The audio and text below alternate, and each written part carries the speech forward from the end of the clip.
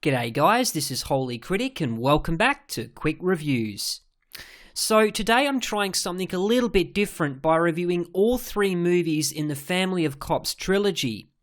Now, the star of this crime saga was easily the toughest leading man back in his heyday. Whether he played a cowboy, a cop, or even a vigilante, Charles Bronson always kicked butt. However, with that said, the years haven't been kind to him, and his advanced age is glaringly obvious in this. To add some perspective, these were the last movies Bronson ever made, and he was well into his late 70s by the time filming wrapped. His role as a wise and world-weary police commander isn't his greatest, but you get glimpses of his brilliant best which make it a worthwhile viewing. So to avoid making this review any longer than it needs to be, I'll just briefly skim over each movie and give my final thoughts at the end. So Charles Bronson plays the main character, Inspector Paul Fane, and as the title suggests, law enforcement is a strictly family affair in his household. Both of his sons work as detectives for the Milwaukee PD, while his daughter is a public defender. Unfortunately, however, not all of his children are well-to-do. The plot of the first movie revolves primarily around his youngest daughter, Jackie. She's gotten herself embroiled in the murder of a prominent businessman. Her wild child freewheeling lifestyle doesn't help alleviate any concerns surrounding her suspected extramarital affair with the man.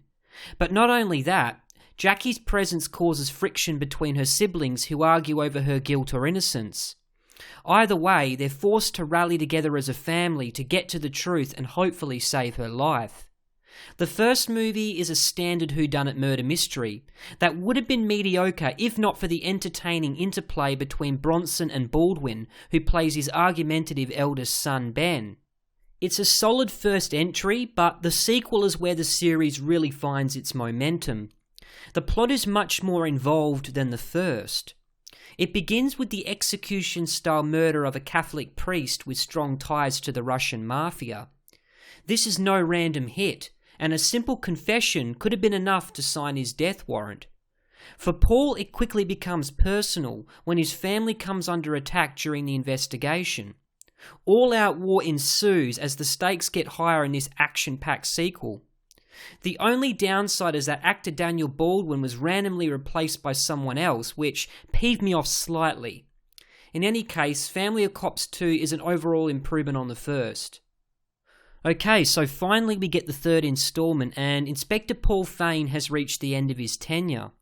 But before he can hand the mantle over to his sons, they must solve the mysterious deaths of several bankers. This is another whodunit, but with better twists and more intrigues than the first. Bronson appears notably frailer here, which in some ways complements the vulnerability of his character. He carries the story with a sense of quiet dignity, and it's an apt swan song to an illustrious career in acting. All up, this is easily my favourite entry in the series. Alright, so now we're on to the final rating, and admittedly I have mixed feelings about this one. It took me a while to warm up to Family of Cops, as it pales in comparison to other cop dramas like Jack Reed or NYPD Blue, but there's real charm to be had with this trilogy. It starts slowly, but it gets better with each movie and ultimately ends on a high. The family dynamic plays a major part in the story, and luckily there's enough variation between the characters for you to stay engaged all the way through. I've settled on a final rating of 3 Halos out of 5.